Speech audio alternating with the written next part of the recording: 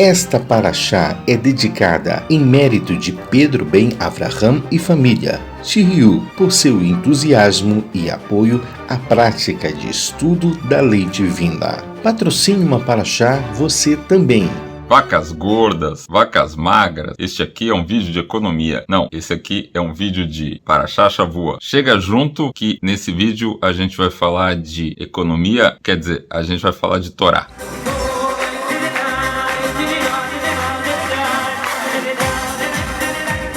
Shalom! Essa aqui é a Parashá Shavua. Meu nome, para quem não sabe, ainda é Israel Tvorek. E esta é a Parashá Shavua Miketz. Miketz quer dizer por fim. Por fim, José, no Egito, já está há 12 penosos e longos anos lá na cadeia. Ficou 10 anos. Por que ele ficou 10 anos na cadeia?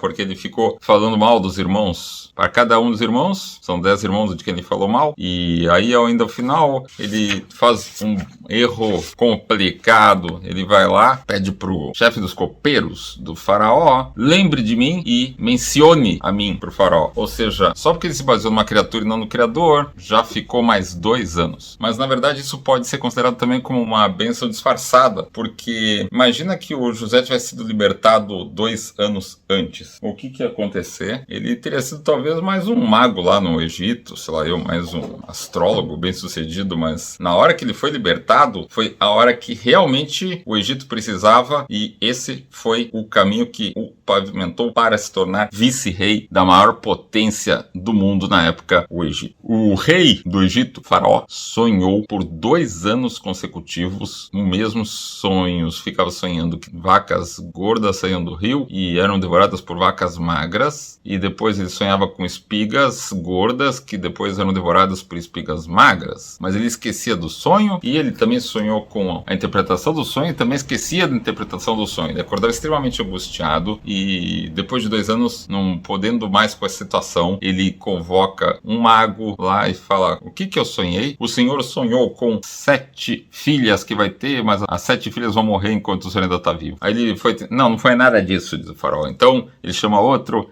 e ele fala: o senhor vai conquistar 7 nações, mas essas 7 nações vão se revoltar contra o senhor. Vamos abrir a janela. Calor para chuchu.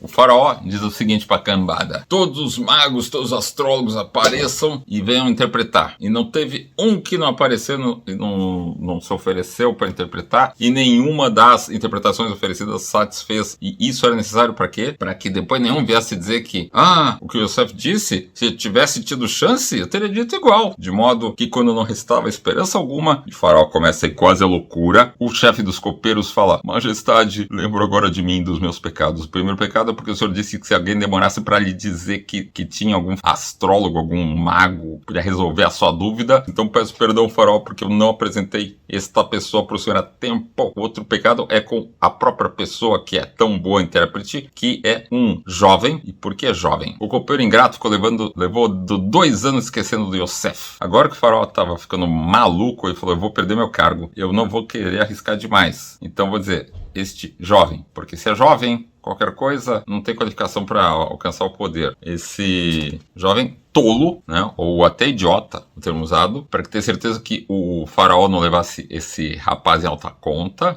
Um escravo, porque a lei diz que só uma pessoa livre poderia se tornar rei. E ainda por cima da desprezível tribo dos hebreus, essa tribo que come um dos nossos deuses, que é o carneiro, como churrasquinho.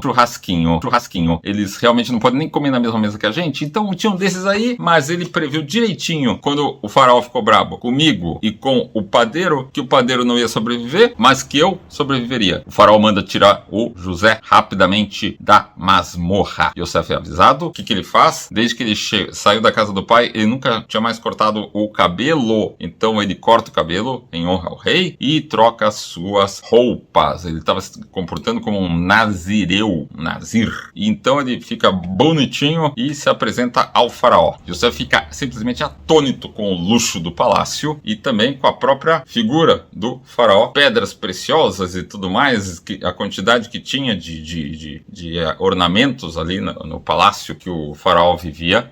E era um trono de 70 degraus. 70 degraus. Os mais nobres, quando chegava ali, o faraó descia até o grau 36 e o nobre podia ir até o 31. Um plebeu não passava do grau número 3. Mas, se alguém soubesse uma das 70 línguas, como era o caso do faraó, tinha direito de subindo a cada língua um degrau a mais para perto do rei. Quando Yosef entrar, ele fica de pé no terceiro degrau. E o faraó diz para ele: olha, eu sonhei assim com as vacas, assim. Não foi assim seu sonho, diz o Yosef. A interpretação, para começar de tudo, faraó não está nas minhas mãos, está na mão de Hashem. E quando o Yosef tira de si a capacidade de interpretar e diz que é de Hashem, ele vai ser cada vez mais engrandecido por Hashem. Você viu 7 vacas gordas que foram devoradas por vacas magras. Você está certo, diz o faraó. Mas como você sabe isso? É da visão divina. E também, eu sonhei lá com umas espigas. Não, o senhor sonhou com 7 espigas gordas que são devoradas por 7 espigas magras. Como que você sabe? Você estava atrás de mim, escondido no meu sonho? Não. Se chama Ruach HaKodesh. É a inspiração divina. E, senhor faraó, o senhor não consegue lembrar da interpretação? Então eu vou te dizer qual é. É que vamos ter 7 anos de fartura e depois 7 terríveis anos de escassez. E, se me permite, eu vou te dar um conselho, ó majestade, ó faraó, para salvar o Egito dos anos de fome. Escolha um homem sábio para tomar conta do Egito. Uma pessoa que tenha entendimento e que nomeie oficiais para cobrarem taxas e impostos de todos e que façam um estoque disso nos armazéns do rei. Este grão todo deverá ser preservado para alimentar a todos nos anos de escassez.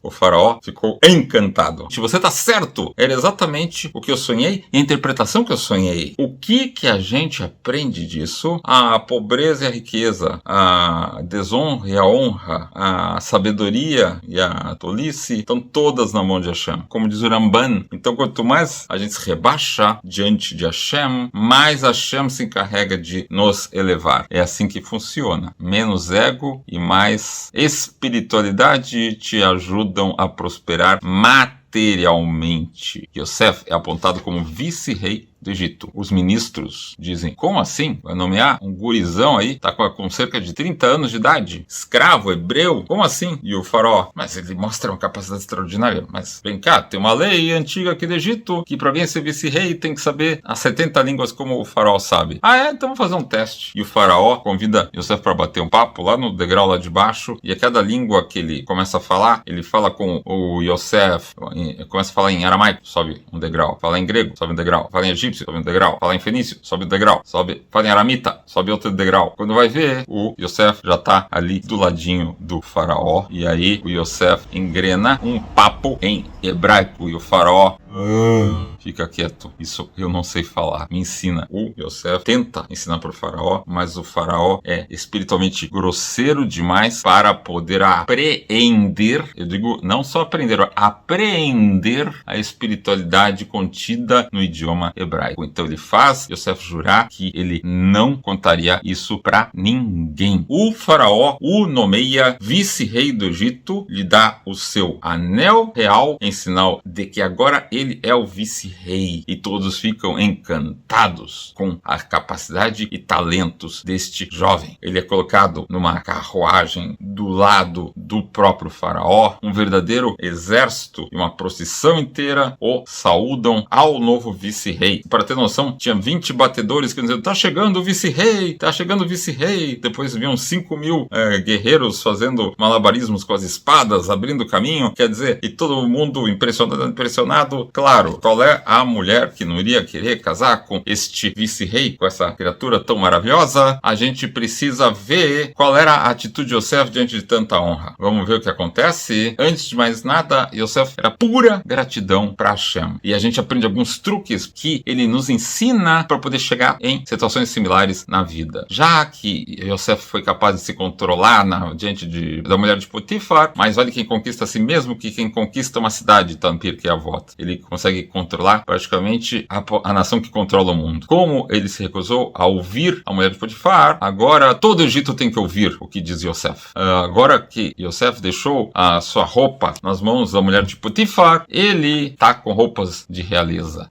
Como ele não inclinou o seu pescoço para o pecado, agora ele ganhou um colar de ouro do próprio faraó. Como ele não caminhou em direção ao pecado, agora ele tem direito a poder sempre se deslocar na carruagem real. E como os seus pensamentos sempre são puros, todos o proclamam como um homem sábio. Diante de toda essa honra, Yosef só tinha o quê? Gratidão para Hashem. Ele falava assim: Katonte Mikol Hassadim, como eu sou pequeno diante de tantas bondades, como é grandioso tu, Hashem, que levanta o pobre do pó e o necessitado do monturo. Alegre é o homem que acredita em ti. Isso está nos Salmos. Uau! Gratidão é a porta para todas as sortes e todas as honras na vida. Então, todas as mocinhas atirando suas qualquer coisa para que Yosef pudesse pegar o cartão de visita delas. Ele nem dá bola ali na carruagem, até que ele vê que caiu na carruagem um colar escrito em hebraico. E de quem era esse colar escrito em hebraico? De uma mocinha chamada Osnat. Lembram da Osnat na parashá passada? A menina que foi adotada por Potifar e pela Zuleika, esposa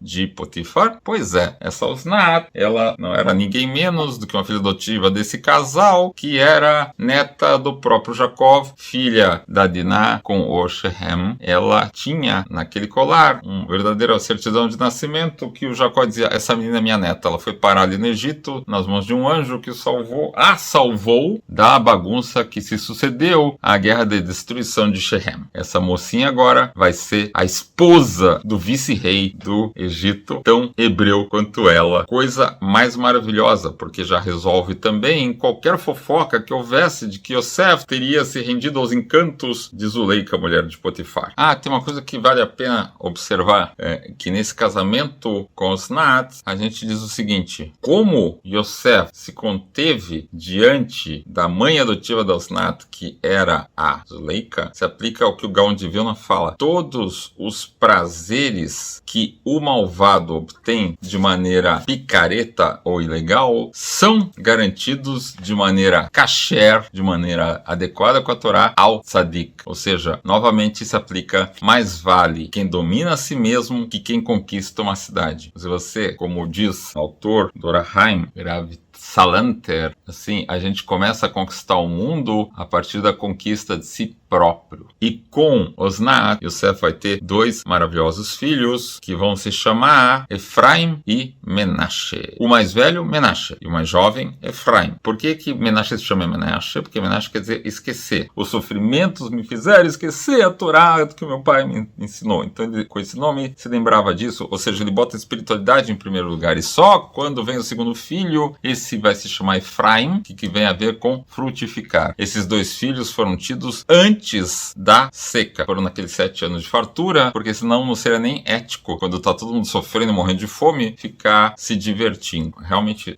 nessa época, antes da escassez, que Yosef está tendo o seu aumento de família. Os 7 anos de fartura são seguidos por 7 anos de seca.